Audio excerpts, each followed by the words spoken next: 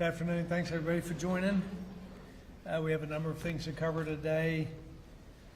Commissioner McCord with Labor and Workforce is going to be here to talk about jobs in the month and workforce development. Commissioner Schwinn is here to answer questions about school reopening. Dr. Piercy will give a health update and talk about where we are in COVID and the challenges we're facing right now. But before we get started, I want to acknowledge the loss of Staff Sergeant Ryan Knaus in Afghanistan last week.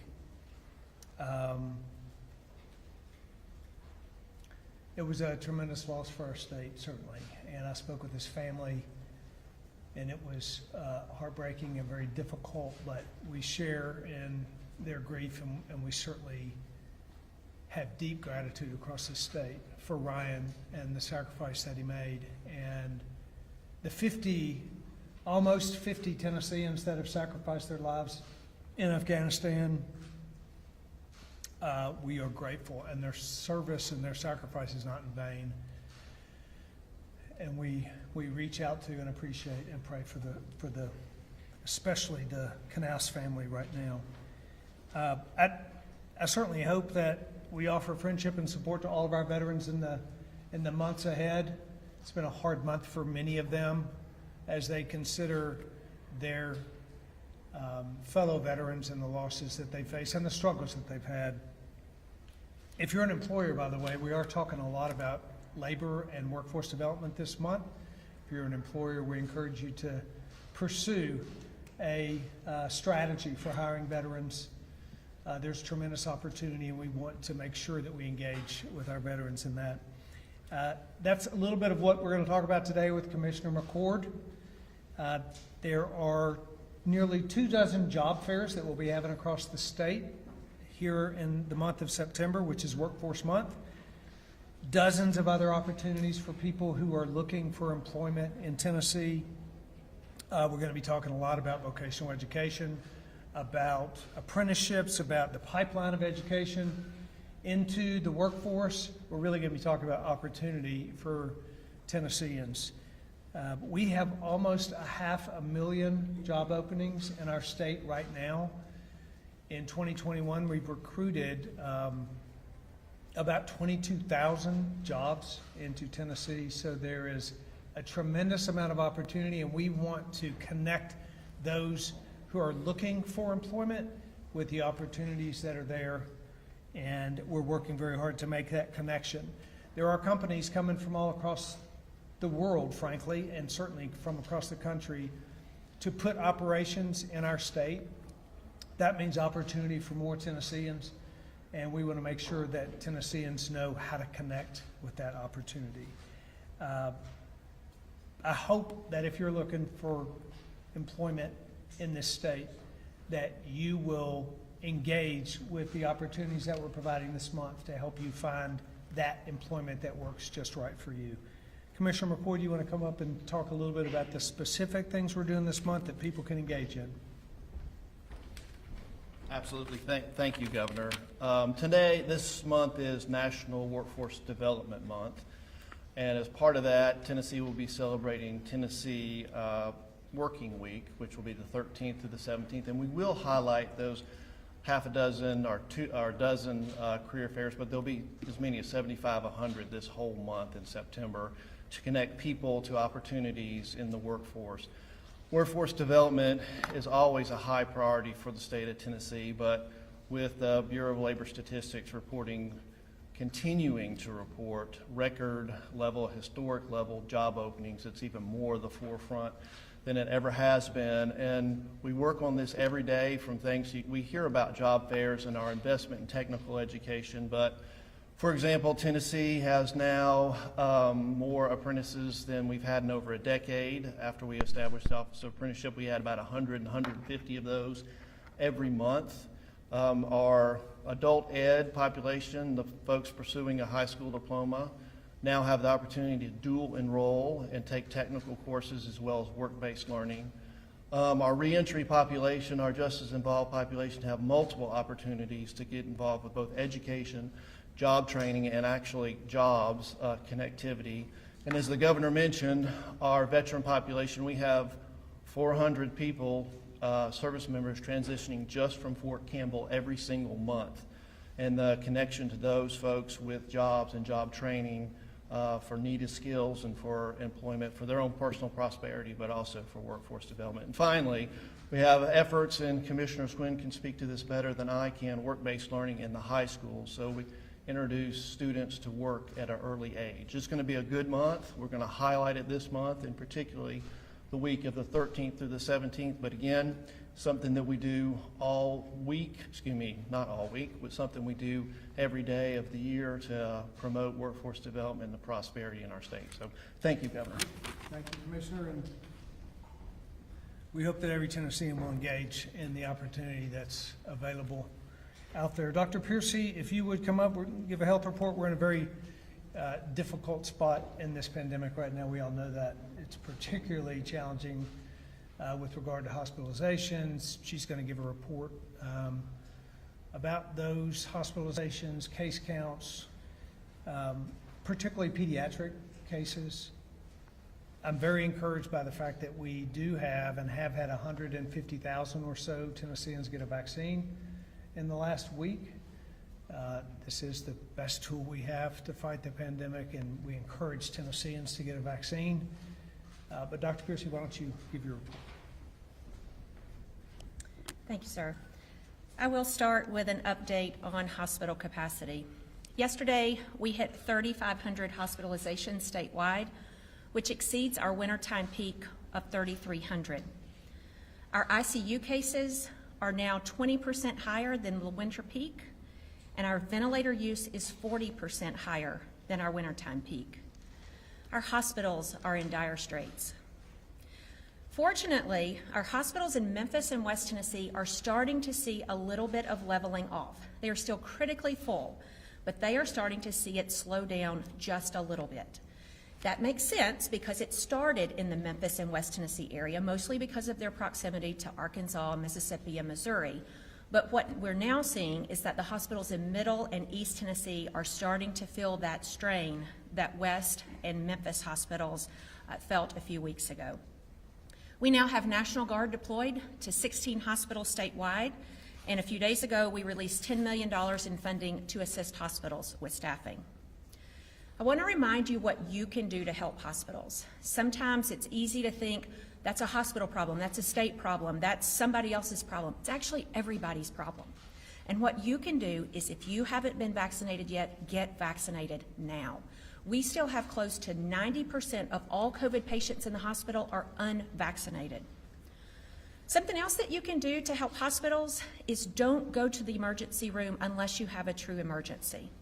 A lot of people are in the habit of going to the ER when they need a quick test or they need just some reassurance.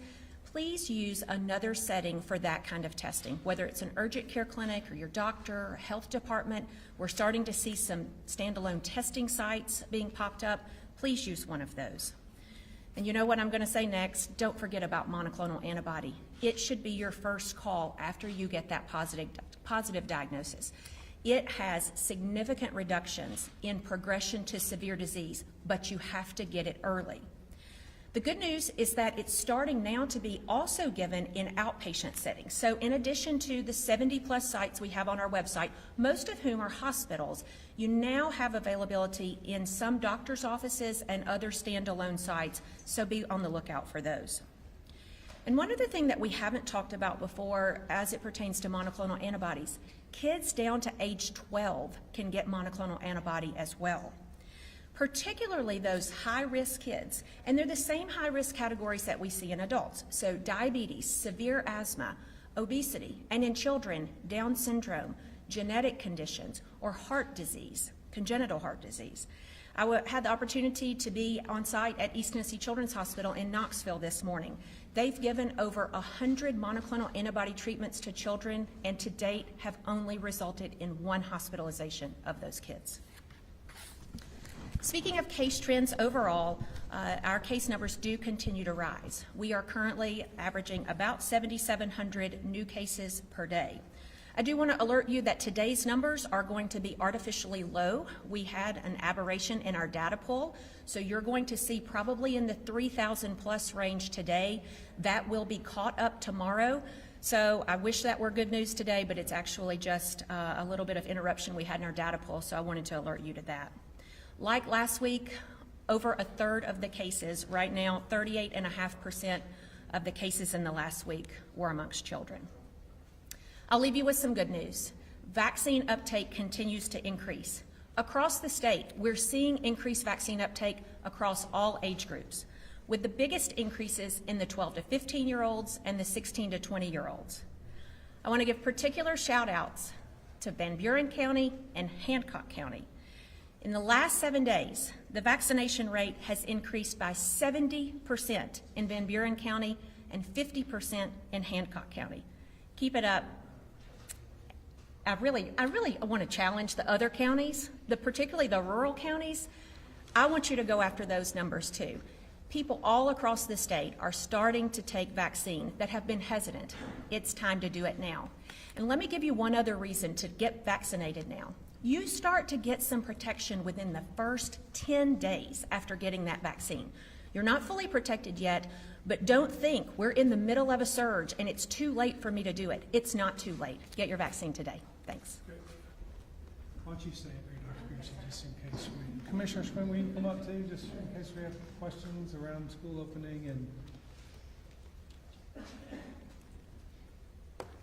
Commissioner McCord, if we have questions, I'd like you to be available too as well. So, thank you all for joining us. A lot of topics, and we're grateful for your providing information to the public. So let's get started with questions. Actually, I have a question for Commissioner Schwinn. I have a question about the video that was on the Tennessee Department of Education. You guys put on your Facebook and Twitter page yesterday. Do you feel like that was the right message? You're talking about the smell of fresh books, clean hallways, but meanwhile we have school districts temporarily closing, parents terrified to send their kids to schools where they don't know if other students will be wearing masks. Was that the right message in that video you made? Yeah, so I think it's an important point about where we are in terms of school reopening and, frankly, the critical nature of adult leadership. And so we talked a lot about things like mental health during this pandemic. Our children are in their first days of schools. And when we look at people across the country, whether they're other state chiefs or district leaders, it's really important for us to both hold and acknowledge that this has been really, really hard. And every day when I'm talking to folks, I acknowledge it's really hard. I'm experiencing the same things in my own family. And just like across the state, my little girls went to school.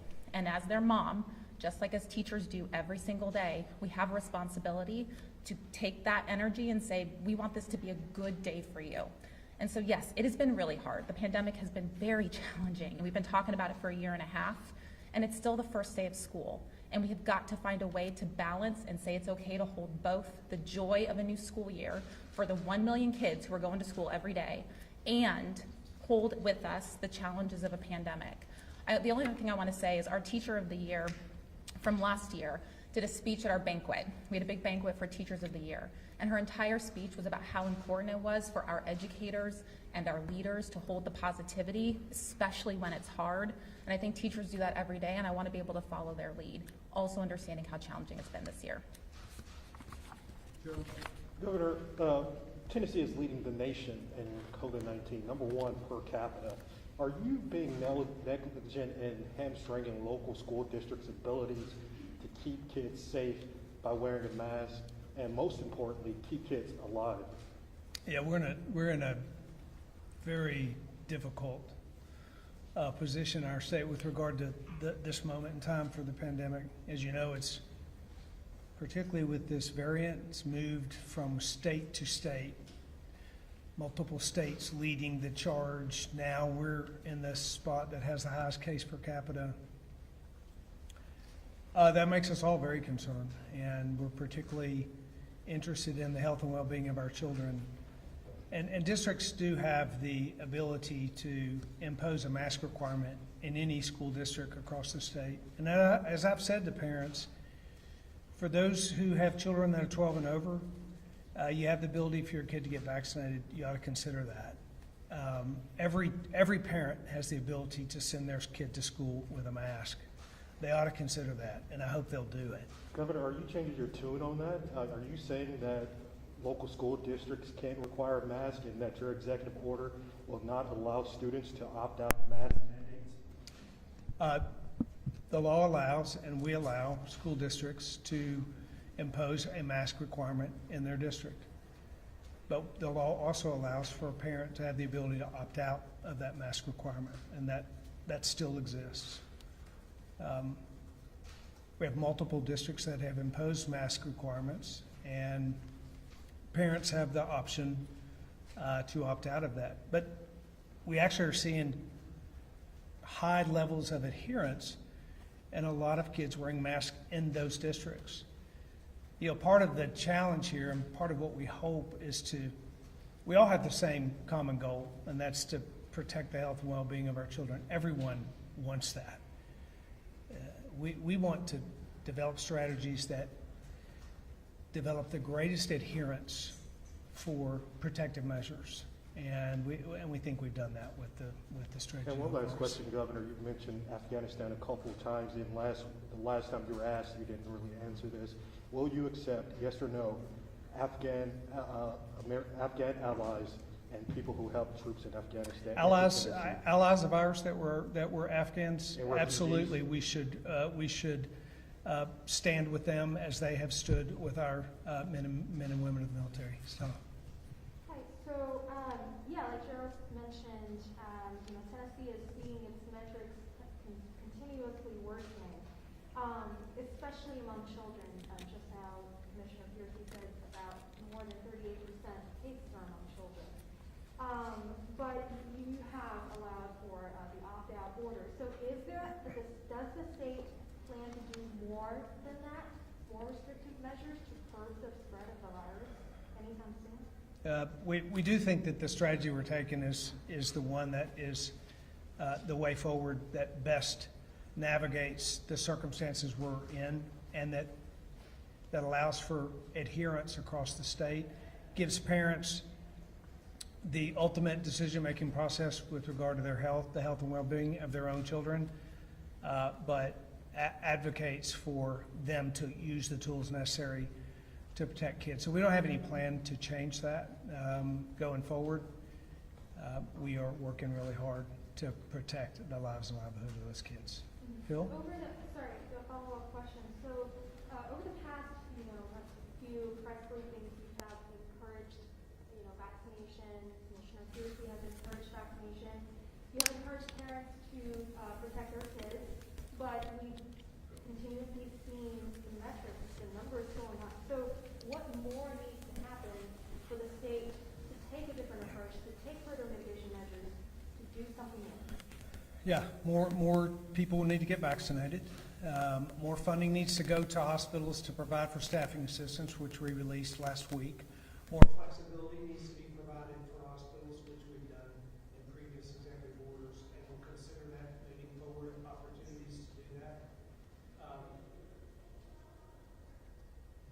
There are a number of efforts that our folks are taking every single day to try to navigate our way through this crisis, and we will do so. Governor, you said that school districts can impose mask requirements, yet you also say that parents cannot opt out. If it's a mandate, parents should not be able to opt out. Or why should Tennesseans not view that as political doublespeak, where you're trying to have it both ways? Yeah, I think what we're trying to do is to provide for as much protection as possible and provide for the rights of parents to have the last say in their children's health. We think there's a way.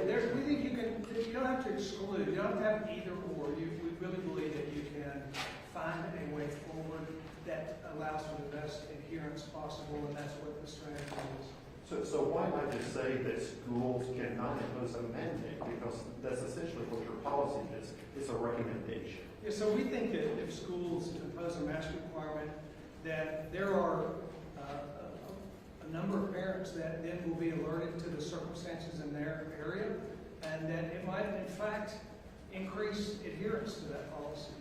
We believe that masks work, and if you want to protect your kid against the COVID virus, one tool that you would have is to send your kid to school with a mask. That's why we encourage people to do that. And that's why we continue to give districts the opportunity to impose those. You received a letter recently from the head of St. Jude's Children's Hospital. He met yesterday with representatives of the Tennessee chapter of the American Academy of Pediatrics. Those health officials say it's not enough just to send your child to school with a mask, that universal masking is required. Why are you not heeding the advice of those medical professionals? Well, first of all, I very much appreciate their outreach, and I have had dialogue with the head of St. Jude and other health officials across the state, and do that on a regular basis. And that conversation with the pediatric group just yesterday, I value their input. We had a very productive conversation about how it is that we share out the desire for outcomes and how complicated this is going forward. So I value their input. We use it in our decision making, and will going forward. But you're not following their advice on universal masking. We agree that we don't agree on every issue, but that there are many things we agree on, and we're going to try to work together. Yes. There have been multiple school districts now asking you to put in order to allow them to do continuous learning plans.